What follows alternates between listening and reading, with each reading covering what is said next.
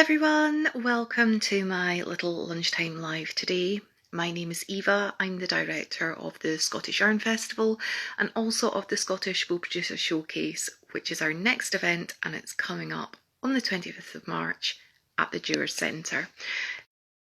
Today I'm hoping to be joined by Ruth from Low Auldgirth, and I'm just trying to remember what her Twitter handle is, because not Twitter handle, what her Instagram handle is, because it's totally different from the business name. So here we go.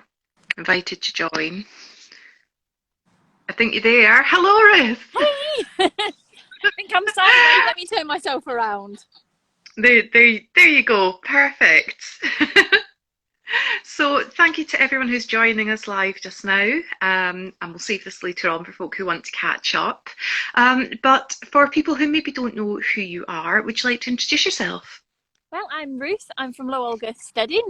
So Auldgirth is a small family-run organic farm with lots of native breed of lovely sheep. I'm currently sat out in the field enjoying the lovely spring weather. I thought some of the sheep might come over and join us, but they're keeping a safe distance at the moment.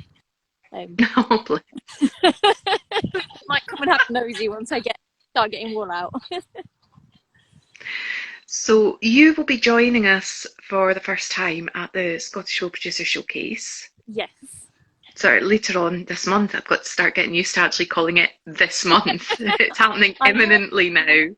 The year flying by. It's quite scary. It really, really is. So do you want to tell us a little bit about the farm, sort of your practices and what you're planning on bringing? Yeah, not a problem. So as you can see, this is us. We're based in Dumfries and Galloway. I'm trying to organise the camera angle.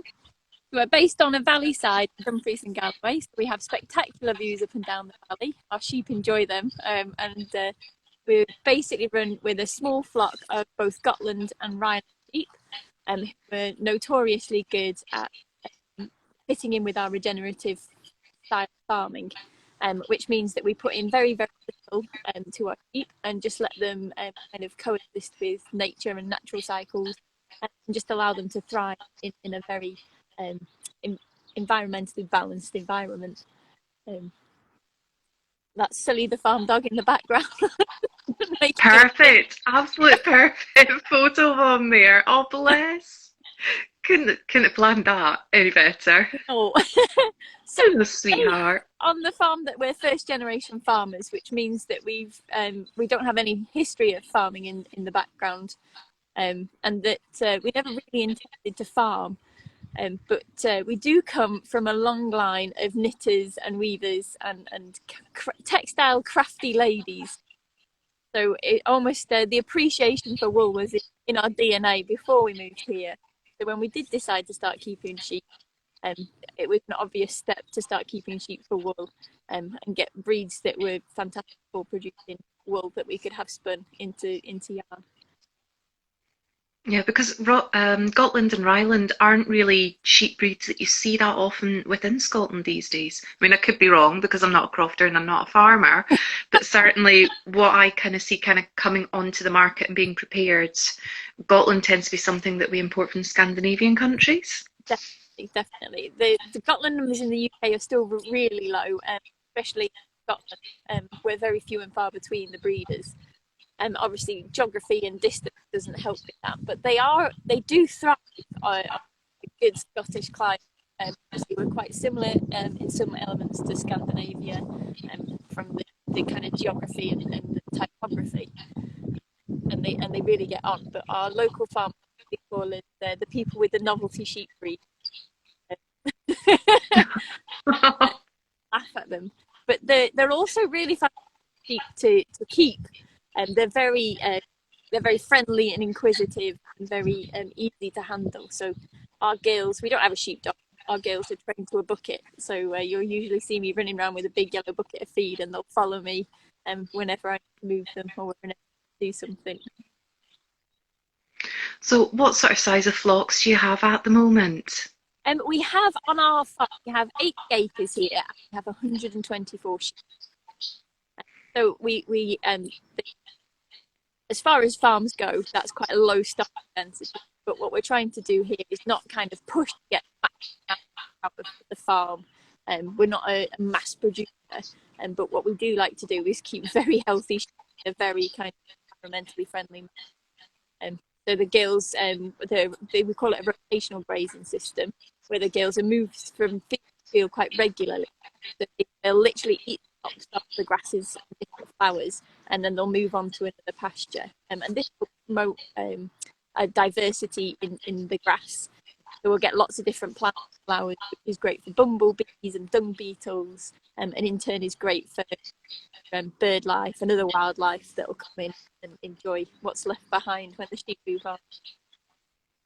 It's a very holistically minded farm, and it has some great benefits. We live in a beautiful part of the world, and it's nice to be able to use our farming practices to enhance where we live. Mm-hmm. And you've just recently had your big 15 minutes of fame, haven't you? Yes. I'm not going to let that one slide by. We were on Country File at the beginning of the year, which was exciting. We did about 4 hours of filming and talked about all sorts of things to do with the farm and the sheep and our wool, and they managed to compress it to, I think it was 1.5 minutes. When I was stood, I was watching the programme and I called my in from the kitchen, and by the time he made it through, we'd already been on and gone and off. But it was a good experience, and we feel quite fortunate that we were able to kind of talk about our sheep and how we farm, and obviously get our wool in there, because I think a lot of times people talk about farming and forget that wool is a really important product that we produce here in Scotland. And it's something that's very, well, I'm personally very passionate about our wool, and all things that are great about it. Yeah, as I've kind of been speaking to kind of other smallholders and farmers and crofters and sort of single origin yarn producers, you know, I'm incredibly passionate from sort of trying to move away from all the burning and the burying of fleece that still continues today when we've got such an abundant, natural, long-lasting fibre. You know, to me, it's criminal that we're still doing this. We're kind of stuck. We're stuck as well. You know, the pandemic's kind of knocked on the effects where our mill infrastructure, which is practically non-existent to be able to cope with the demand that we've already got.